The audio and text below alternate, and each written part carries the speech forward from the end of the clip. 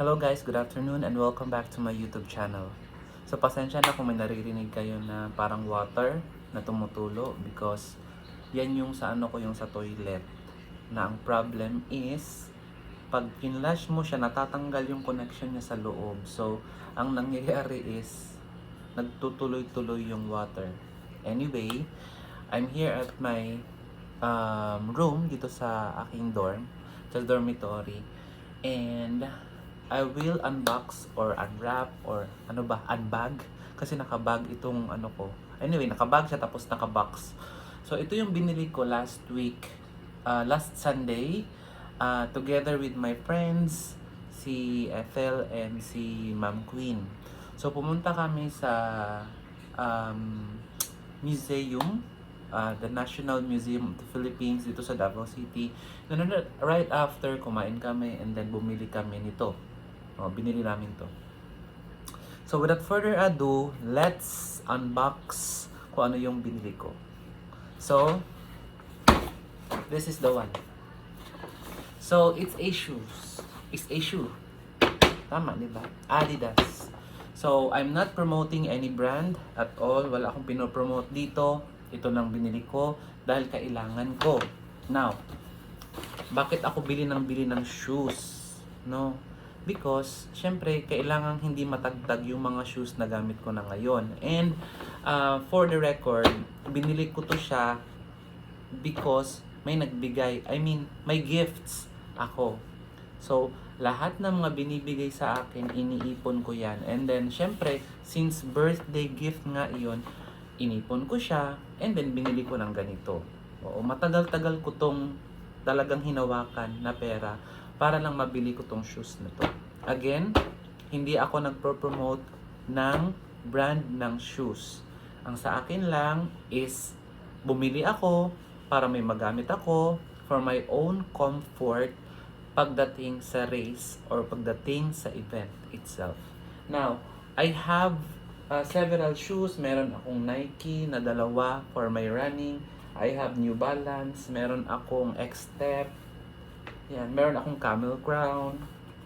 Yan. So, but most sa meron akong Adidas din before, pero hindi ko na siya ginagamit ngayon for running kasi medyo hindi na siya yung performance niya hindi na ganun kaganda kasi nararamdaman ko na yung pagtapak ko sa ground. Anyway, kaya ako bumili ng bago kasi I'll be running 21 kilometers tomorrow for the Hoka Leg 2. So, kailangan ko na to kasi tagtag na yung aking New Balance. Bago pa siya pero since sa lahat ng events ko from April down to May, halos siya lagi ang ginagamit ko. So, wala siyang pahinga. Kumbaga, siya ang sapatos na walang pahinga.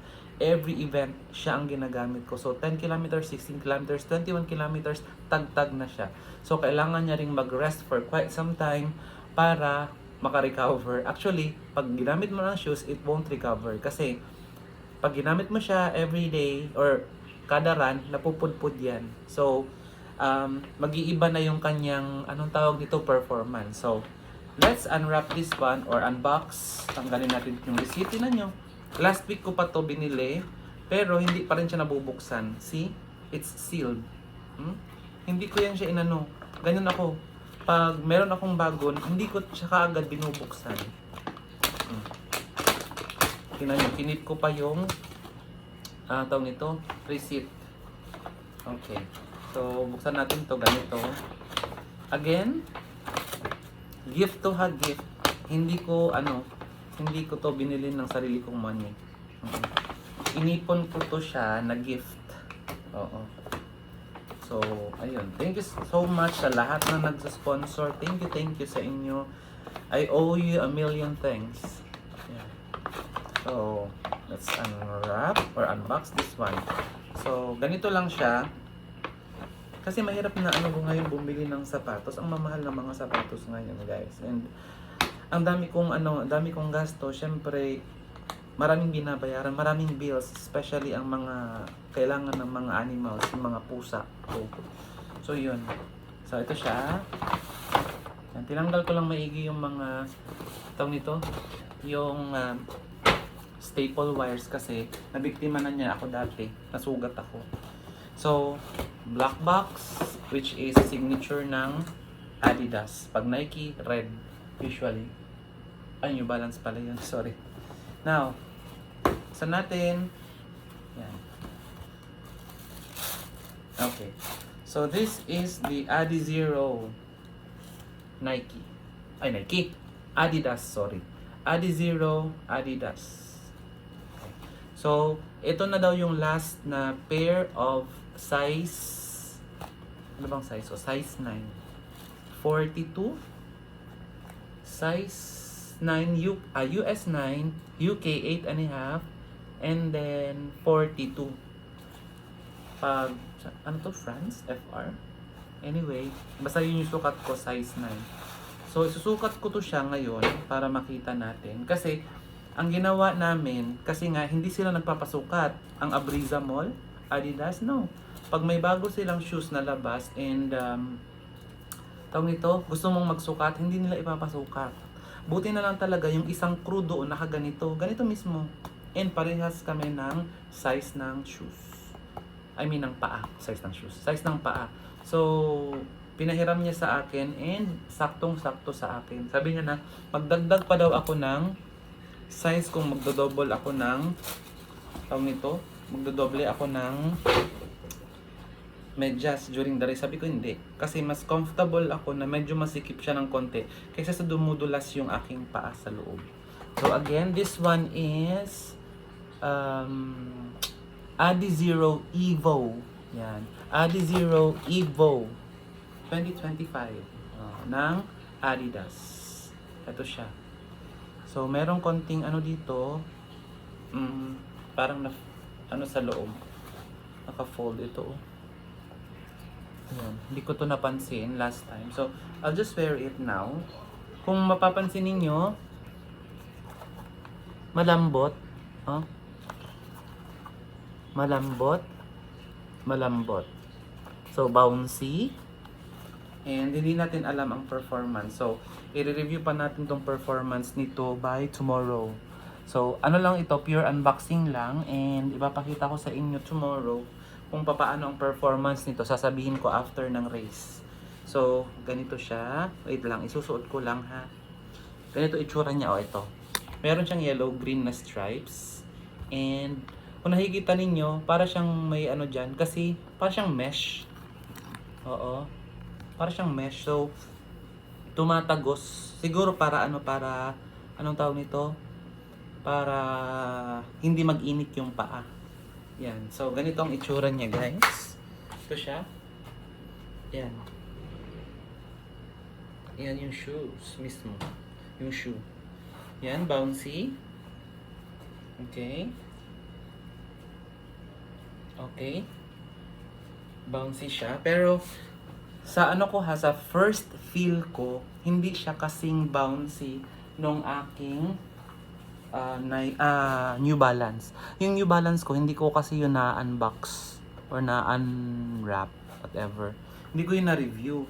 Eto, first time ko magre-review ng shoes. Hindi ako magaling sa pagre-review ng shoes. Ang sa akin lang is yung comfortability sa paa ko. O, kasi iba-iba ang iba-iba ang feel natin sa paa, especially sa mga nagra-run, di ba? Ano yan tawag nito yung hindi ka dapat sumabay sa uso. Dapat kung saan ka komportable. Kasi una sa lahat, ikaw ang gagamit ng shoes na yan. And as you all notice, ayan yung mga medals ko. I'm still waiting for my virtual medals na hindi pa dumadating. So, it's okay. Ayan na yung mga medals ko and still counting pa yan kasi nga marami pa akong events na sasalihan. For June, tomorrow meron akong isa. And for June, I have 4 runs. So, makikita nyo naman yan dito. Pinopost ko naman palagi sa ano. Though, minsan sobrang late ko nang napopost because busy talaga sa trabaho. And I don't have time to edit. You know, I don't have that editing skills. Ang ginagawa ko lang ay patch it up. Dinidikit-dikit ko lahat. And then post. And that's it. And thank you so much for all those people who are still here on my YouTube channel. Watching my simple vlogs, life vlogs. Yan siya. And running vlogs. So, ito na siya. Ayan. Ito. Sensya nyo na ha, itong box na to is pagkain ng pusa yan. So, binili ko yan siya online and dumating na siya. Last week. Yan. So, here it is guys. Yung aking shoes na bago. Yan. Yan. So, yun lang for now. Kasi, i-ano ko to, ito-test ko to ngayon para ma-break in bang tawag dyan. Para magamit na, masubukan na ng paa ko para bukas hindi ako manibago. Diba? And magsusuot ako ng medyas na kaparehos ng isusuot ko bukas kasi sobrang dami kong medyas guys, like sobrang dami, literally, as in. So ito na yung shoes. Again, this is Adidas Adizero Evo. Ayan. So ayan lang. Good luck to me tomorrow sa aking race. And may the Lord bless me. May the Lord give me all the strength I need para matapos ko yung 21 kilometers nang hindi natatapilok, nang hindi nagka-cramps, nang hindi sumasakit yung aking mga singit, yung aking dito sa my chan and all. So, sa lahat ng mga runners, for tomorrow, kahit anong event pa yan, or sa mga susunod na mga events, sa lahat ng mga runners, all the best sa atin, sa ating running journey. I love you all guys and see you then on my next vlog. Love you all. Bye-bye.